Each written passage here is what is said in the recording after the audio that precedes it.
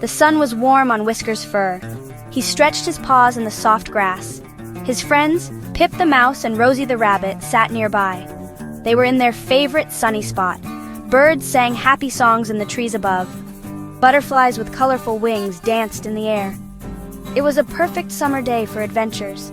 Whiskers purred softly, feeling content and safe. He remembered their last big adventure. They talked about saving the bird's songbook. Grumpy Barnaby the badger had taken it. Whiskers had been very clever. He used a shiny button to trick Barnaby. Pip had helped by being small and quick. Rosie had helped with her fast running. That was a scary time, squeaked Pip. But we were brave, said Rosie, her nose twitching. Whiskers nodded, his green eyes bright. Whiskers looked towards the whispering woods. The trees stood tall and green. Usually the woods were full of sounds. Birds chirping, squirrels chattering, leaves rustling. He remembered the joy of returning the songbook. All the birds had sung their thanks. As the afternoon wore on, a change began. The happy bird songs started to fade. One by one, the cheerful chirps stopped. The squirrels stopped their chattering in the trees. Even the buzzing of the bees grew quiet. A strange silence fell over the edge of the woods. Whiskers lifted his head, his ears perked. He looked around, a frown on his furry face. "Do you hear that?" he whispered to his friends. Or rather, what we don't hear. Pip stopped nibbling his seed. His small whiskers twitched nervously. It's too quiet," Pip squeaked. Rosie's ears stood straight up, turning this way and that. "The birds have all gone silent," she said. Her voice was hushed with worry. A cool breeze drifted from the trees. It was not a normal summer breeze. It felt cold, strangely cold. Goosebumps rose on Whiskers' skin beneath his fur. The silence was not peaceful like before. It was heavy, like a thick blanket. It pressed down on them, making them uneasy. Whiskers stood up and walked to the edge of the trees. He peered into the shadows of the woods. It looked darker than usual in there.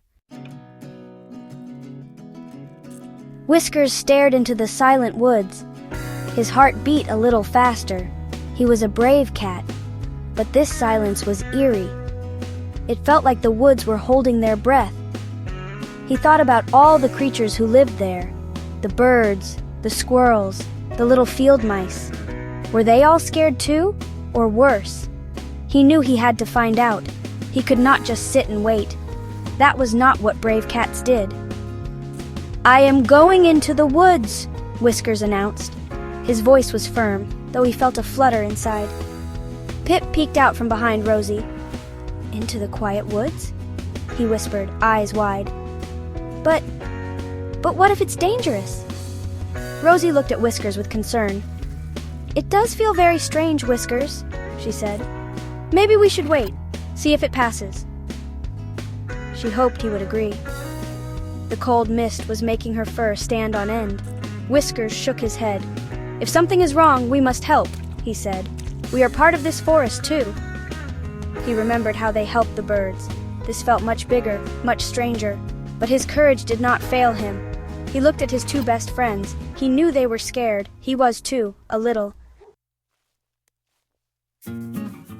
The three friends stepped into the whispering woods. It was much colder under the trees. The silence was deeper here, almost deafening. No rustling leaves, no insect hums. Sunlight struggled to pierce the thick canopy above. Long, strange shadows danced around them. Whiskers led the way, his senses alert. His nose twitched, trying to understand the damp smell. His ears swiveled, listening for any tiny sound. But there was nothing, only their own soft paw steps. They walked slowly, deeper into the woods. The air grew colder with every step. Pip huddled close to Rosie for warmth. Rosie kept her eyes scanning their surroundings. Suddenly, Whiskers stopped. He lowered his head, sniffing at something on the ground. It was a little squirrel, curled up at the base of a tree. It looked like it was sleeping. But this was not a normal sleep. Whiskers knew it instantly. The squirrel was covered in a thin layer of white frost. Frost, in the middle of summer. Whiskers gently nudged the squirrel with his nose. It did not move. It was cold to the touch. It's frozen, Pip whispered in horror. We need help, Whiskers said, looking at his friends. We don't know what this is. Pip nodded, his teeth chattering from cold and fear. Rosie agreed. But who can help us? The woods were silent. No one else was around. Then Whiskers remembered someone old and very wise. Professor Hoot, the owl. He lived in the tallest oak tree in the woods. He knew many secrets of the forest. Professor Hoot! Whiskers exclaimed. He might know what is happening. Rosie's ears twitched. That's a good idea, Whiskers. Professor Hoot was known for his great knowledge, but he was also a bit grumpy sometimes, and he usually slept during the day.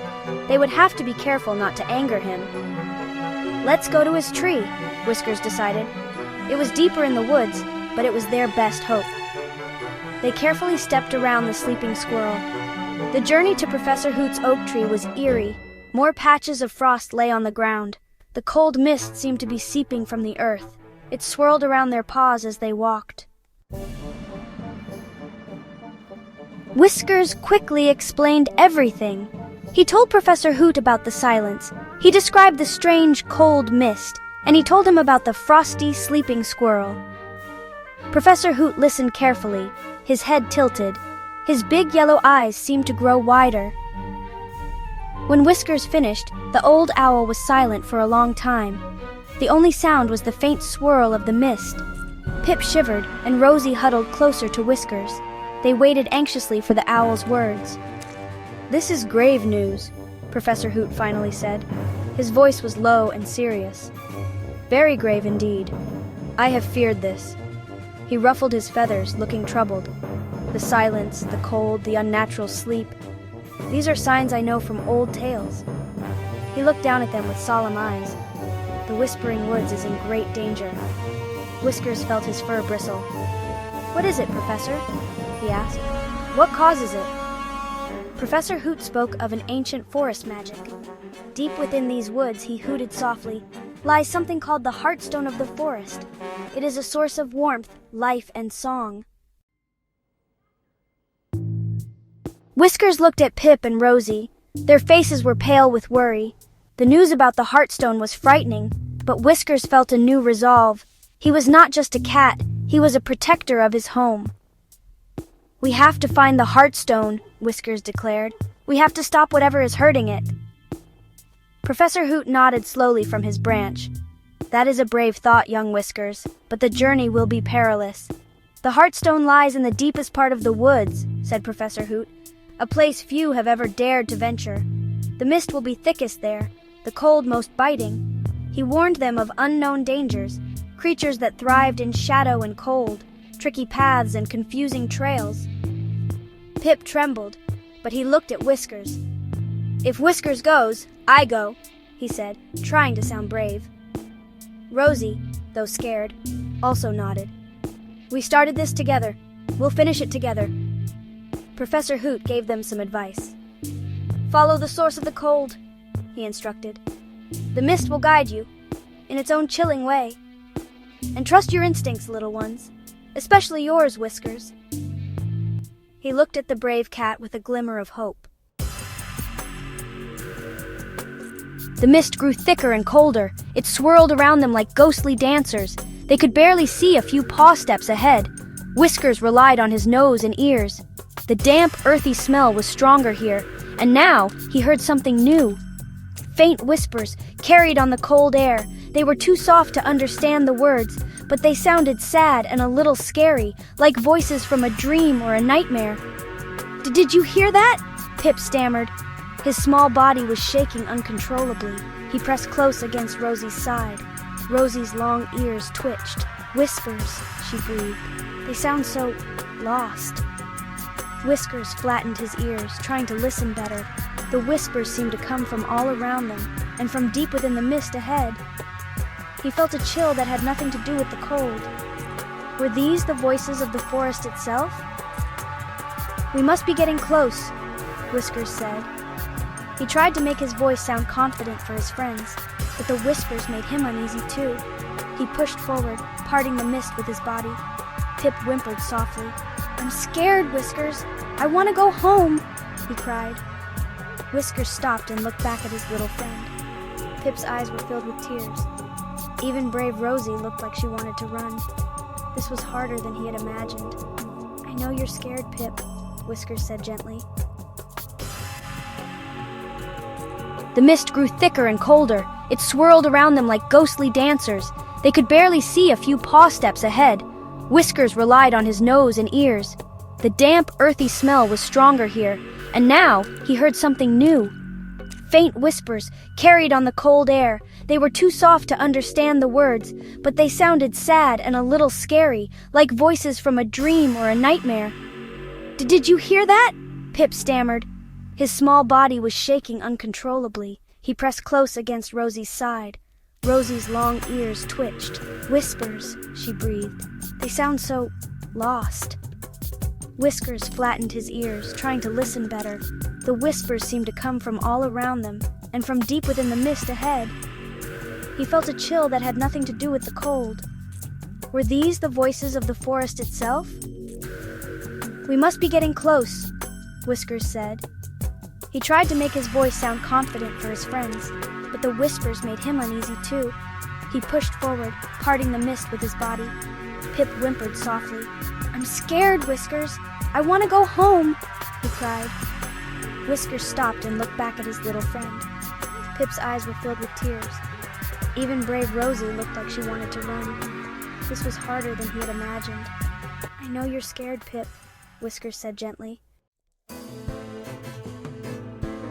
They pressed on, deeper into the swirling, whispering mist. The cold was intense now. Frost crunched under their paws with every step. The whispers grew louder, more insistent. They seemed to pull them forward, towards the very heart of the unnatural winter. They found themselves on the edge of a small clearing. Whiskers' breath caught in his throat. Upon it, a stone pulsed with a faint, weak light, but it was fading, flickering like a dying candle. Looming over the heartstone was a figure. It seemed to be made of darkness and cold. And as it touched, the stone's light dimmed further.